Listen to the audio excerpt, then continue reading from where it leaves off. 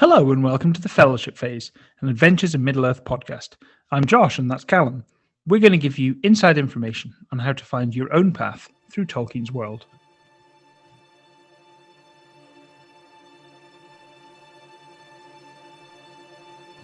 That evening, as I was taking the watch, I heard in the distance a familiar sound of horror, the howl of a warg. First it was just a single cry in the night, but soon it was joined by others. The whole company was roused. The clamour was coming from the forest of Framsburg itself. We realised then that the wargs must have intended to meet their orcish allies there, and though we had thwarted some part of their darksome plans, we were ourselves now in great danger. We must make for the North Ford and leave at once, though it was still the heart of night. Each member of the company strove to do their part to speed us on their way, or else slow the progress of the wargs.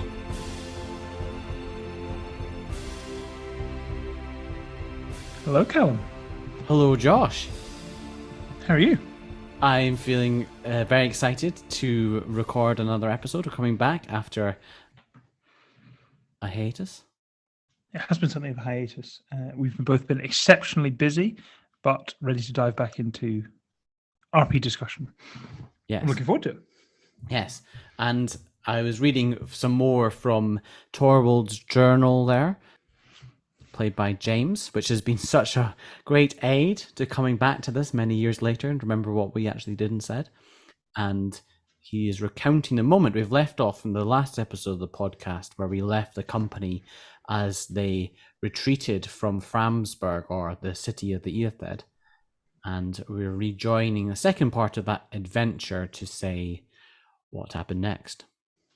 Indeed, what did happen next? So where we last left off, we had left the city of Framsburg. We'd been through the process of looting a dungeon. That part of the adventure has kind of been achieved, but that was not the end of the quest. We needed to get back to Bjorn's Hall. That was the kind of the second part of our quest, was to report to Bjorn what we'd found.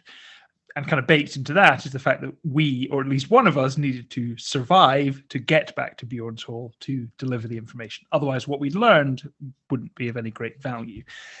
So we were leaving Framsburg, and there was some discussion because we knew that we were being pursued, or at least we strongly suspected we were being pursued.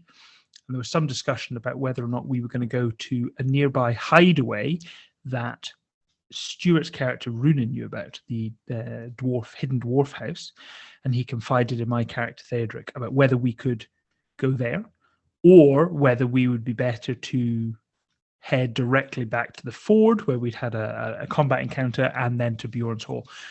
And it was a really nice moment between the two of us, because obviously the other players could see and listen to our discussion, but their characters weren't really privy to it. And it was quite a difficult decision for us because Theodric was kind of sort of the de facto leader, because Bjorn had sort of tasked him with this, and kind of took responsibility to say, no, we shouldn't go there. Our mission is to return to Bjorn. Rather than going into the unknown, which it would have been to go to the dwarf house, we would retrace our steps, which was a longer journey, but we knew the way. And that was kind of the setup for this. And we quickly discovered or heard we were being pursued. And I think that kind of sets the scene for the next big chunk of this adventure. Mm. Yeah, Malbeth, who Brendan was playing, was really quite instrumental in this part, because he, as background, had a lot of knowledge of what wargs, had been hunted by wargs in Eotheod, and had extensive knowledge. And so he was able to give information on the way that wargs would hunt and pursue. Really, the crux of this episode, we thought a great thing to discuss was something that Josh introduced me to when he did RPGs, and I think we in our group use quite a lot, and I think to really good effect, is skill challenges. And so maybe before we dive into how that went in this adventure and what happened, maybe Josh, you could give us a bit of background on what a skill challenge is for people that haven't come across them before, because they're not part of the core 5th edition D&D rules or in AiME at all. No, they're not. And it's something that another shout out to Matt Colville's running the game vodcast, which he does, which is how I learned a lot about it. And he was the person who spoke about skill challenges that I first heard. And researching it, there's a lot of talk online, on Reddit, and a lot of forums of them being a good part of the game. They're not a core part of 5th edition rules. They were in 4th edition, which I know a lot of people at the time are quite down on, and in hindsight, people are looking back, and there's actually a lot of elements of 4th edition that people are keen to bring back. People, there's always discussion online about these things, and often people are never very happy about things. But I think skill challenges is one thing that 4th edition got really right, and which are very easy to port into 5th edition. And it's the idea of having a mechanic, quite a mechanical, crunchy, heavy way of doing something that may or may not succeed. The game's obviously broken down kind of into the pillars of combat, which we know, which is very crunchy and dice-based and turn-based. Roleplay, or social interactions, which are very free form, and then a bit of, in the core rules, exploration, which AiME, as we've spoken about before, gets really right, mechanically speaking. Skill challenges are kind of used when you're doing something which you wouldn't want to do turn by turn like combat, because it's far too expansive for that, but which requires some success or failure. So the example that Matt Colville, everyone should watch his videos. They were excellent. The example he gives is when people go into a dungeon, you want there to be a lot of exploration. When people are fleeing the dungeon, perhaps the dungeon is, collapsing. Everything collapses. Rocks fall. Exactly. That's what quoting the bit when Aragorn, Legolas, and Gimli are running from the film in the bit of the dead, Dunharrow. And when does it say everything collapses? Well, in the game, Return of the King video game, I used to play a lot with my brother, which was brilliant. Check it out. Matt Colville's running the game, and also Lord of the Rings Return of the King game. There's a scene where you just defeat the King of the Dead, and then you have to run out. And there's this line of dialogue which is just everything collapses. It doesn't make any sense. It's so stupid. I love it. Let's let that become part of our podcast now. Everything collapses, right? I need that. We need to rebrand it. Where was I? Yes. So escaping from a dungeon, or in this case, we're escaping a situation. When you're retracing your steps, perhaps you want to give it a different flavor rather than literally just doing what you've done to get into the dungeon in reverse. Maybe the dungeon's collapsing, or the castle is on fire, or you're being chased by something. You don't want to do turn by turn, 6 seconds at a time, but you want to test the players, and you want to do it with some degree of urgency. And this is a way of doing it mechanically. And what happens is the dungeon master will give a certain number of successes that are needed on dice rolls to achieve what you're trying to do. And they should explain at the beginning what the sort of the parameters for success and failure are. So if it is that you are escaping a burning building, the success is that you get out safely. And perhaps the fail state of that would be that you actually don't get out the building and something else might happen. And there can be kind of midway points of success and failure. The DM explains how many successes you need and what will happen if you succeed, and that there is risk. And then the players take turns to make a skill check of their choice and narrate how that skill will help them in the situation. So it might be that you use athletics to, break through a door which has started to crumble. Or it might be that you use investigation to explore what the quickest route would be. Really, any skills can be used. And the way we've played it when we've both run games is, as long as the player can justify using a particular skill in a way that narratively makes sense, great, do it.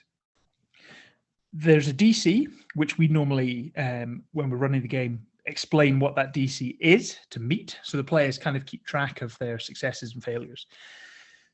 And you keep going around until they either acquire the right number of successes or the right number of, or the wrong number, I suppose it would be, of failures, at which point something else happens.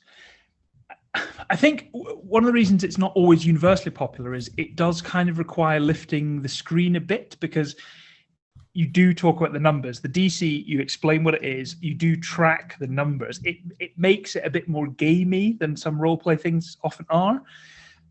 But I think if, as the DM, you run it with a degree of urgency, it's really exciting. Like, everyone wants to pitch in with ideas rather than sort of sitting around planning, which is fun, but groups are prone to doing for long periods of time. They have to respond quickly and launch in with ideas.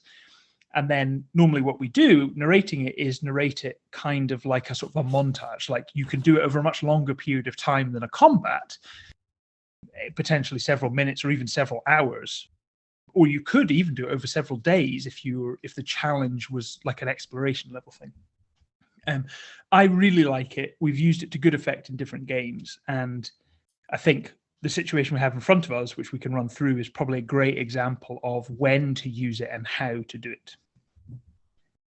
I've got a couple of things to add on to that. I think the urgency aspect, because it is crunchy and mechanical, I think it makes it very clear. Like, you do a check, you do the next step, you do a check. It like makes things progress, and it gives you something to base narrative on. Yeah. It's quite good to have a player decide what check they make and describe what they're doing, and then you can describe failure or success with, oh, well, you did an investigation check to try and get out the burning building, but the fire is too bright and you're too hot to actually make any headway of what's going on, and your normally good vision is blurred by smoke, or something like that. You can narrate around that. And I think we'll maybe describe what we did, but then we can come on to the pros and cons of different ways of running a skills challenge. Another thing to say is tonight we're playing Star Trek Adventures, which is by Modifius. Is that you? Yes. Yeah, I think so. And in that, there's a mechanic called extended tasks, which is very similar. It's just referencing another RPG. So, should we describe what happened in this situation? So the party were aware they were being chased by wargs, woken up in the middle of the night, didn't get a proper rest, and were having to run. And we ran a skills challenge to simulate the flight away. And I think the success was, if they succeeded, then they would have gotten to the North Ford. And if they failed, then they would get caught up by the wargs. Yeah. I think Malbeth had explained in character that crossing the ford was probably enough to escape them. That if we managed to do that before being caught, and then we were effectively in the land of the Bjornings, they probably wouldn't pursue us into those lands. That he described in character why that was the point we needed to get to kind of guarantee success. Yeah. The fail state of it was, if we didn't get enough successes before we reached the number of failures, then we would be caught, basically. And the balance of successes and failure might affect how quickly we were caught or how serious that was. So there was 6 party members playing at this time, so a lot of people. And I think I've got my notes here from the journey sheet. So I think I wrote down that the DC was 15. They needed 8 successes to finish. If they accumulated 4 failures, and then they would be caught up with. Mm-hmm. And the other thing that I did in my head when I was planning this was I was thinking that, say the first 4 rolls are all failures, they would be caught up with quite early on in their journey, because it was like a chase. I was thinking like the map between where they were and where they were going, and the number of like when the failures happened, if they happened, then the number of the total checks that had been rolled, at which point they failed, would determine where in that journey the wargs caught. Yeah, that made sense. So I had prepped different maps for where they were. That's really interesting. On this, I ran a skill challenge. I've done several, but when we've been playing Curse of Strahd, which is the game that we kind of run in parallel, we had one, and I don't want to give any sort of spoilers because it's a module a lot of people play, but there was a situation where the characters were kind of racing some villains to a particular place. There was an emergency. They had to get there to achieve something, and they knew that some of the villains were also going there. So we ran it as a skill challenge. the way I had it was that you were always going to get there. Like you would feasibly, the challenge wasn't to get to the location, which was only about a mile away. Like without any pressure of villains or jeopardy, you would have been able to get there. So you were always going to arrive, but the number of successes or failures was how many of the villains were there when you arrived. So if you had totally succeeded, you would have outrun all of them. And what you wanted to do when you got there, which was rescue someone, would have been really easy. The more you'd failed, the more when you arrived, there would have been villains on the map and there would have been a combat. And if you had failed overall, you wouldn't have been able to achieve the end goal. So I think that's another really worth thinking about in when you do skill challenges, is how you can have different outcomes based on the balance of success and failure, which again the players know, and it means each role feels really important, because even if you fail and you ultimately win overall, you still know that, oh, when I missed that athletics check to like get over that wall, that has cost us in the long run. So everything feels really meaningful. Yeah. So in our setting, I've written down that there was 6 different successes. Theodric did a medicine check to try and patch everybody up. I think Isambard did some deception checks, and he succeeded in that, and did some false tracks, and maybe laid some things that put the wargs off. Karhu did an investigation check looking for a different path, I believe, and Isambard also succeeded on an acrobatics check. But there was 4 failures. Malbeth failed on stealth. There was an intimidation check that was failed, I'm not sure who by. A survival check was failed, and also a straight strength check. And it led to this like real interesting narrative reason, because, you know, how else would you run this sort of chase? I guess what other options are there for this setting? Like what? Because, you know, at the end of the game in any RPG, you're using rules to abstract out something so that there is a chance of failure. Like how else would you run a chase?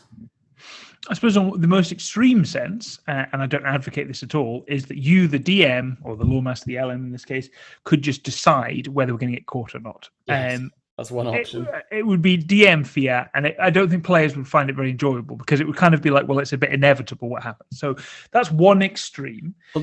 Although to say, you know, if you're getting chased by, you know, maybe it's like D&D, and there's some incredibly fast creature, and there's no way that they can't escape, then making someone to roll for that seems arbitrary. But you have to be very clear that, like, when they set out to try and run, you'd be like, you can try and run, but maybe give them a check, and then they know, and like, oh, this creature is incredibly fast. There's no way you can outrun it.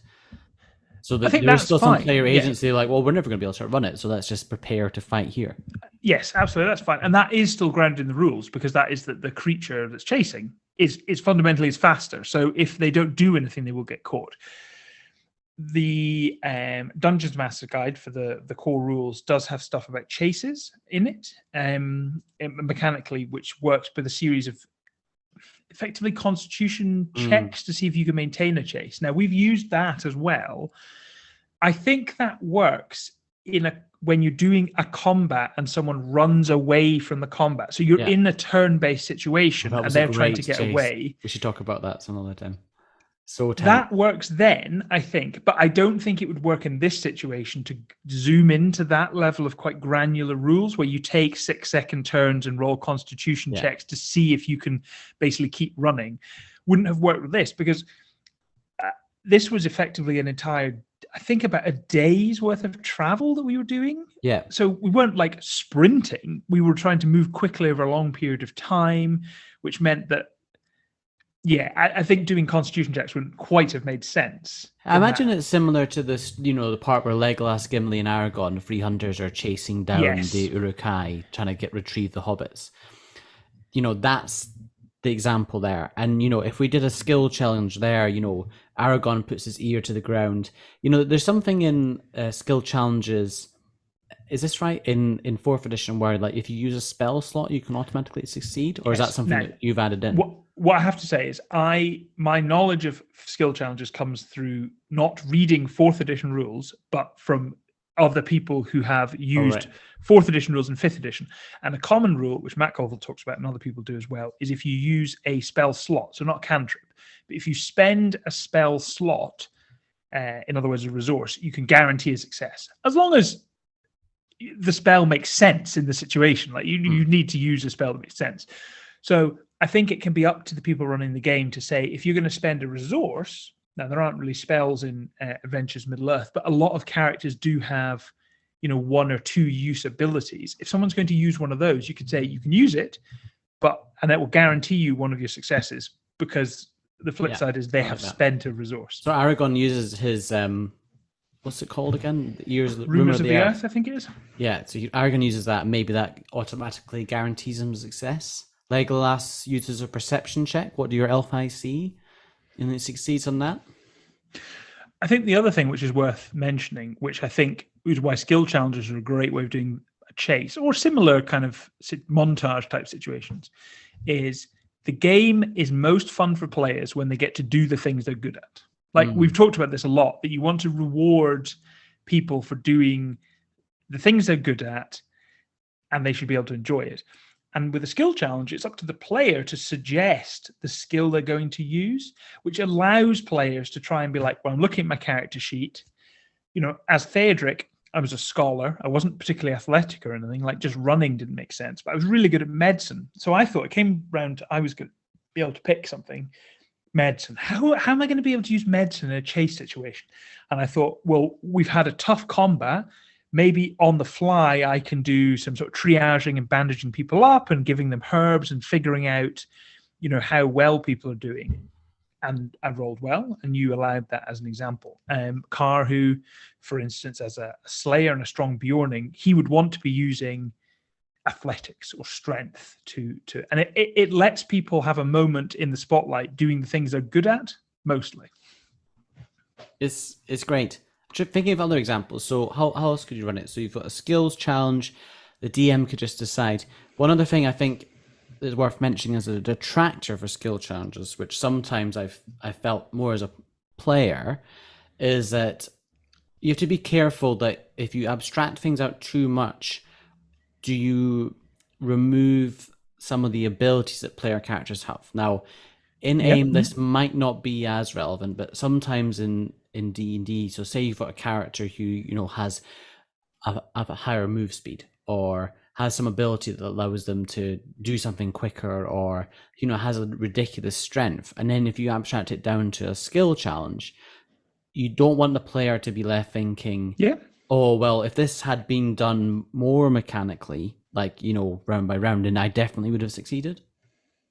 I think that's very fair. And that is the kind of the downside of porting something from a different edition of something, which is not intended to be used. And there are some great homebrew examples on Reddit, and Matt Colville's video goes into great detail, but they're not perfect. And there will be situations like that, where actually if you'd run it as a very long combat turn by turn, mechanically it would have been optimal for all the players, but it maybe wouldn't have been as exhilarating because it would have taken a lot longer. Yeah, so you have to balance that, like absolute realism, or as much as you can get from the game system, with actually you want the story to move along and not get people bored and have, that sort of rapid decision. And I think players, you just need to buy into that. Yeah. And agree to abide by things will go wrong sometimes. And that's part of the joy of the game. Because what happened is, so we had the skills challenge, there was 6 successes, but then you got to 4 failures and you failed.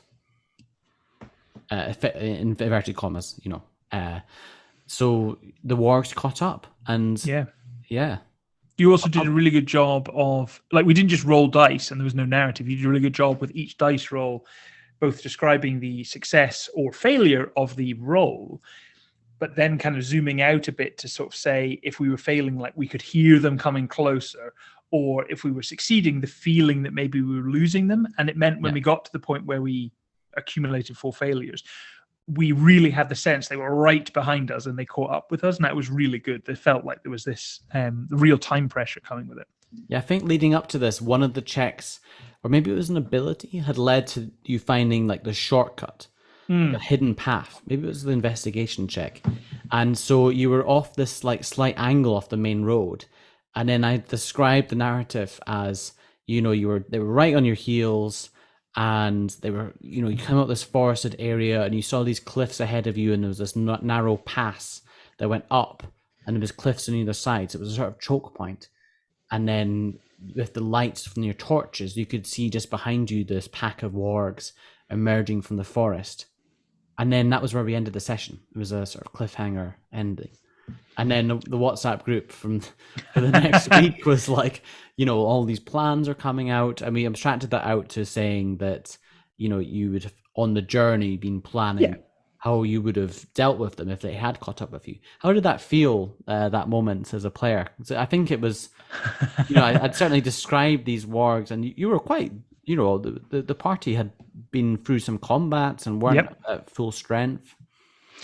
It was one of the most memorable parts of the game was that week between sessions, because I think you had very successfully built up in narrating the situation, the stakes.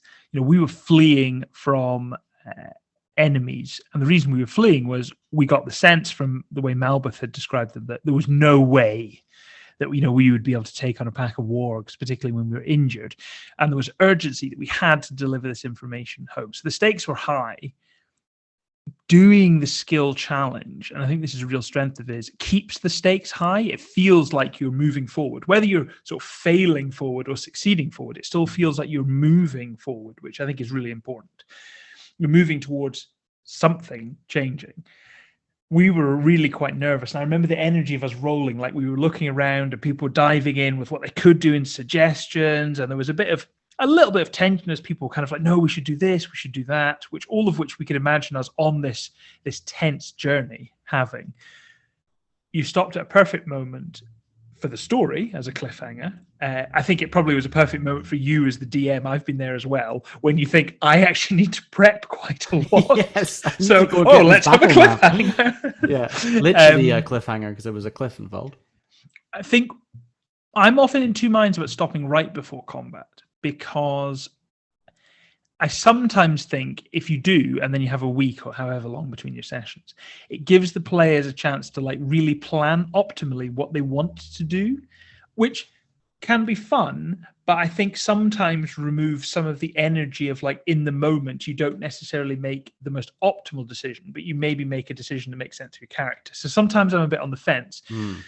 What you did well was you did narrate up to the point where we've been caught, but you didn't really give too much detail about exactly where we were on a map or exactly how many enemies there were. So we couldn't plan specifically I'm going to move exactly 20 feet in this direction and then do exactly this. We just had the sense that what the terrain was like, roughly how many enemies there were, what resources we had.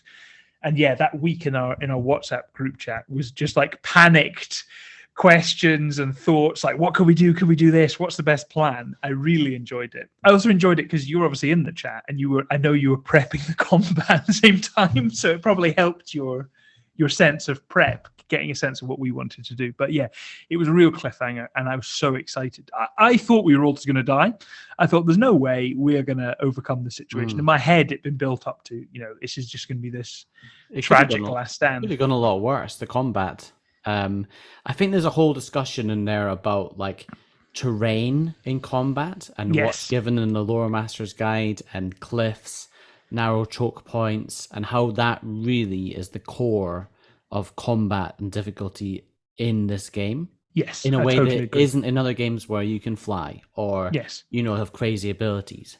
In AiME, if you want combat to be interesting, you need a ford or some rocks or a bog or some fog or a forest or trying to make it rhyme. I lost. You're totally right. You're totally right, because so many in a more high magic or high fantasy setting, so many of the sort of spells and abilities are actually considered to be area of effect and battlefield control. So it's actually about reshaping the battlefield with spells, changing terrain, or creating magical effects, which changes the dynamic of the battlefield. Because those abilities don't really exist in AiME, I think the opportunity is for the Lore Master to actually create terrain that forces the players to make decisions about that's difficult terrain, so it's going to take me twice as long to go that way than it is to go this way. Maybe this way is more dangerous. Actually, there's cover here. Yeah, there's this. You're presenting the players with interesting decisions. Yes, And that's what's good. But I think actually, before we go too far into that, I think that is like an hour's discussion in itself. I think you're right. And there's so many different bits and tips and like how it runs. Coming slightly back to the skills challenge, there's something that popped into my head was, particularly for AiME, when you're on a journey and you're using a skills check, which sometimes I've planned, sometimes I've thrown it together. You know, you don't need really any prep for a skills check challenge. It's quite an easy thing to throw in. And one recommendation I would have, and this is what I've done, is that when you plan a journey, you set a journey DC based on the terrain and, you know, where you're moving through, if it's winter or not, etc., etc.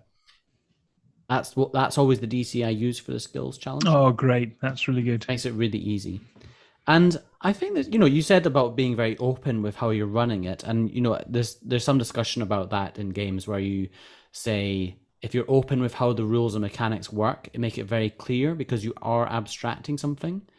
But at the same time, it can detract from the narrative. So I'm not like entirely decided one way or the other about, you know, do you share the DC for these sort of things? Do you always say definitely whether it succeeded or failures, particularly if the players wouldn't know? Like, you know, if you set like a deception or some other thing to try and, you know, throw them off, you as a character wouldn't necessarily know if that had succeeded or failed. That's really interesting. Yeah, I'd never thought. Yeah, I quite like doing in terms of whether the DC is public or not.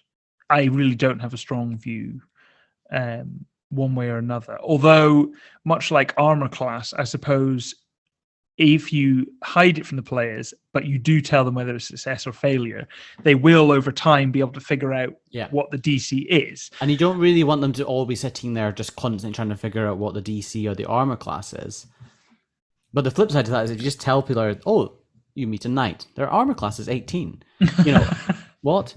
So that kind of ruins immersion. So there's a bit there. And also there's some abilities that will only trigger, like if you fail, you can add this dice to, or, you know, in this game, there's lots of extra dices you can get, like command dice, it's fellowship, you know, there's lots of ways you can get extra dice to add on to ability checks. So yeah, I don't know. I'm not certain. And I think I've run it both ways. You know, most of the time I would say I'm quite open with it, but I think sometimes run skill challenges where I have been a bit closed with exactly whether you're succeeding or failing. I think in the most recent game, did I run one like that? You did. I actually think it worked really well. Something I've always done when going into a skill challenge is saying to the players, I now intend to move this into a skill challenge. Yeah. And because what you mentioned before, that some players maybe have an ability or maybe are thinking ahead, like I'm going to do something. You don't want to force them into like a slightly different mode of, it's almost a sort of mini game. You don't want to force them into that if they had another plan. So I like to say, my intention is to do this. And then there's a moment where if they want to either ask a question or say, actually, you know, I'd like to continue in what we're doing because actually I have a thing I want to do. And the same, I think you could say, I intend to, for whatever reason, keep some of the numbers actually secret this time. I think if all the players are like, yeah, that sounds great fun, do it. And there's a chance for, you know, maybe you have them to have that dialogue and get everybody on board. It raises the tension if they don't know, but then it can make the mechanics a bit difficult, and you don't want your players to feel frustrated. You want good vibes. Yes. You do want good vibes, even if they're failing. You don't want them to be. You want them to feel transparent, like not frustrated about the failure. Like, oh, I didn't understand. Like, there's nothing worse as a player if you fail something because you didn't understand or you misunderstood. Yeah, if I'd known it was going to be that difficult, then I would have used this extra ability or dice, or, you know, if I knew the DC was 20, then I would use your spell slot to succeed, exactly, because I was never going to get a 20 on this dice. So that's I guess skill challenges. In AiME, I think they really work well with the journey rules and abstracting out some of the bits where there's challenges. And I would really recommend giving it a go. I'm sure there's lots of guides. Matt Covell's guide, really helpful.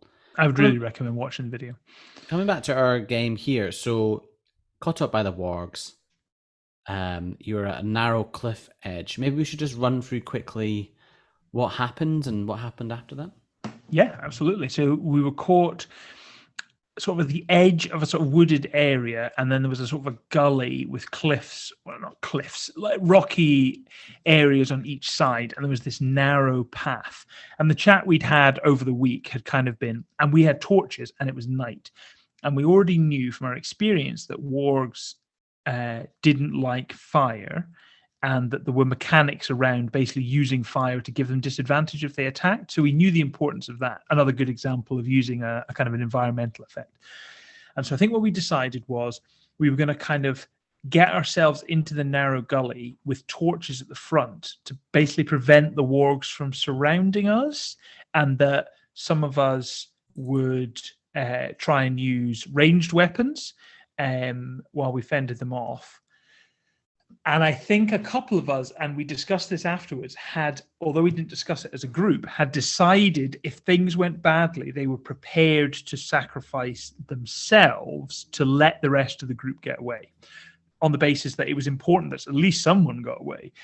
I certainly know that as Theodric, I was prepared to do something if it needed to be done, where I would sacrifice myself and the others would get away. I think Scott as Karhu felt much the same. At that point in the game, his character had a sense of being sort of doomed to die and was willing to kind of sacrifice themselves. So I think quite a few people were thinking, like, if it goes really badly and I need to pull the emergency ripcord, what I'm going to do is I'm going to charge into the wargs. Yeah.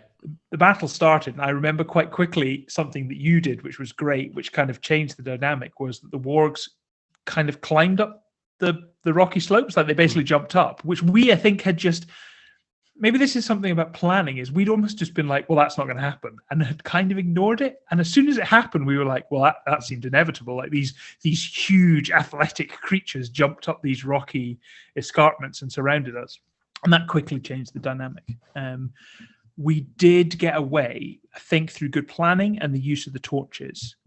We managed to survive, and we fled to the ford, which at that point was not that far, if I remember. I think we maybe got there at daybreak or something. Yeah, you weren't that many successes away from completing the skills challenge. I thought you had been got pretty close to it.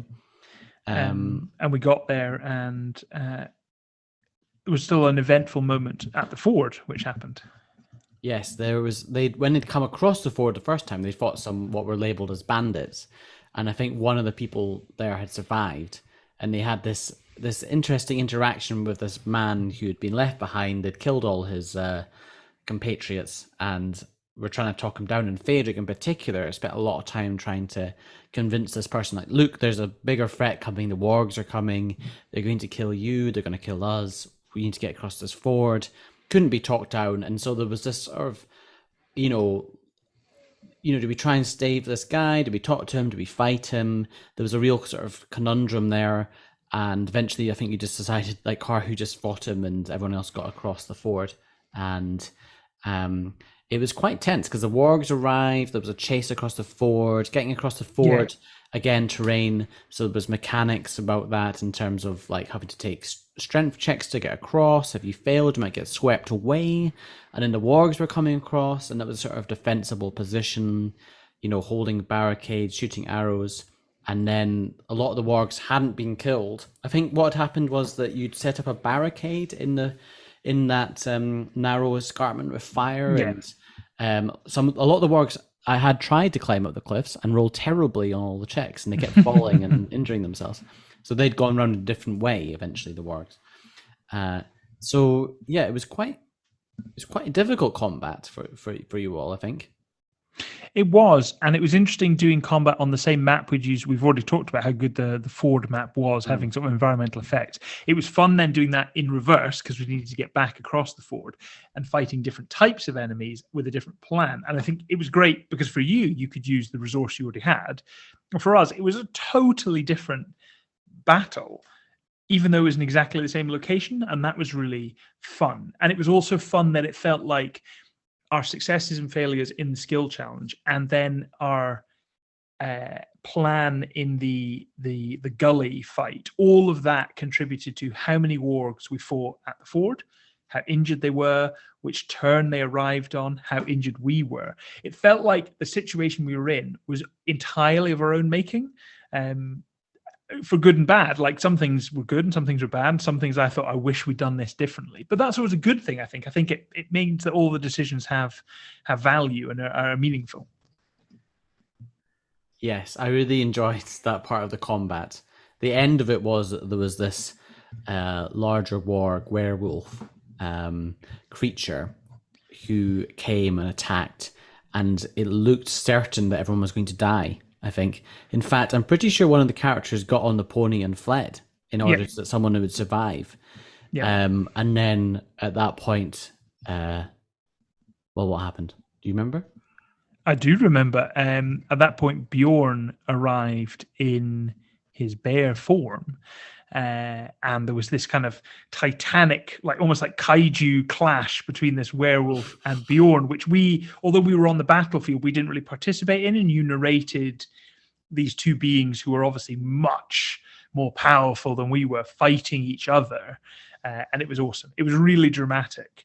And it was a really dramatic way for, I think, slightly lower level characters to experience incredibly powerful NPCs and monsters, because they weren't directly fighting them. They were sort of fighting almost like minions while the bigger battle was going on. And that was really cool. Yeah, I can't remember how I ran that exactly, but I had the stat blocks for both of them. And again, part of a small part of a larger discussion here in terms of how you use these big NPCs. You know, if you're on an adventure of Gandalf and you get into combat, there's not rules for Gandalf in the Lore Master's Guide or anywhere else. So one of the things I've done is like spent quite a lot of time thinking about Gandalf and building a character sheet for him, because to me, you want these. I think, you know, I guess the game is set up as you're an adventuring party and you go off and you do an adventure and you don't really have that much involvement with them. But I quite like the idea of like eventually, maybe this hasn't happened yet, but you know, well, Bjorn turns up here. There is a stat block for Bjorn in the rule books, but having them turn up and like, although they're really powerful, having them grounded in the same rules that you're using, can make it feel like you don't want them to turn up and be like, well, Gandalf turns up and then he just does this thing, and then you're like, oh, sorry, how is that working mechanically, or how does this interact with this other thing? So yeah, that's my personal view on it. It's also just fun to make character sheets, and I think maybe we can talk about the Gandalf that I built at some point. How I like read through the books and like all the stuff about him and what things he uses in the game, and then use that to decide what spells to give him, etc. It's a great thing. I think you shared it with me ages ago. We must dig out and we could talk about it for an episode. And it was an article from Dungeon Magazine, I think, from like years ago, and someone had written a letter in to say Gandalf is not a wizard, he is a fighter in terms of D&D classes, and had written this really long thing to explain why Gandalf isn't a wizard, even though nowadays we think of Gandalf as like the archetypal wizard. And it was really fun as a kind of like contrarian piece. And I think you and I talked about it like, oh, actually, maybe Gandalf isn't a wizard and he could be this. So maybe we've just brainstormed an episode on the fly. Maybe we should do an episode and start with that article and then talk about which class Gandalf that would be so fun. The other thing that I would recommend for building in PCs and so on is the Middle Earth strategy battle game. I often use that when I'm building these, and I think we're going to have a discussion with Brendan, who played Malbeth, about building enemy stat blocks. And I know that we play that game together, so I think he uses that sometimes as well for inspiration on how mechanical things you can use. So, you know, just drawing on different areas. I love it. We've covered a lot of ground there, particularly skill challenges, which I couldn't recommend highly enough. And I think this was the Flight to the Ford was a great example of it in action. I think it was precisely the right time to use it. It went well in terms of the game went well, even though we didn't succeed at it. And it led to some great moments, which we felt really invested in. So I would thoroughly recommend introducing skill challenges in some form, like, you know, pick and choose bits of it. And I would suggest checking them out online, read the 4th edition rules, watch Matt Colville's video, and see which bits might work for your game. But I think they work really well in Adventures in Middle-earth. Yes, and that's us completed, I think, probably for us, one of the most memorable journey, you know, it's all-encompassing adventure. So City of the Eotheod, Framsburg, which is quite a, it's a small segment in the book, and I think this talks to what the books are great for, which is they have like a lot of really detailed description about, different parts of Middle Earth, different locations, which are really exciting, which you then can latch on to and say, I'm going to build a venture around that bit there. Yeah. But also it gives you, as we were going through that journey, we haven't really talked about that. There was like description of the wildlife or the terrain that you were seeing, which I try and, when I can, I have that book open and then like pepper that in as we go along so that the world feels rich and alive. And actually there's other parts of what they were traveling through, which is the west upper vales of the Anduin Vale. And they've come back to that since, and there's other bits that are going on. So we'll be coming back to that location in the future. But I think that just about wraps up that journey. It does indeed. It's good to get back to the podcast, and it's good to get back to thinking about the mechanics behind games. And we're lucky because we are, after this, off to play an entirely different role-playing game. We're off to play the Star Trek role-playing game. Brendan is going to run a game, and I'm very excited about it. Yes, I'm very much looking forward to going to see a Star War.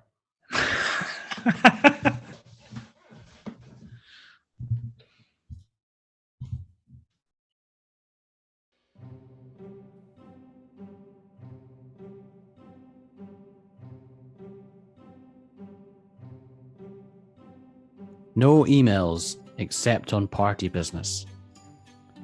And comments, suggestions, and questions to thefellowshipphase@gmail.com. The long year turns to its close. Much we have accomplished these last seasons. Our fellowship disbands, but is not broken, and we will return on the next episode of The Fellowship Phase.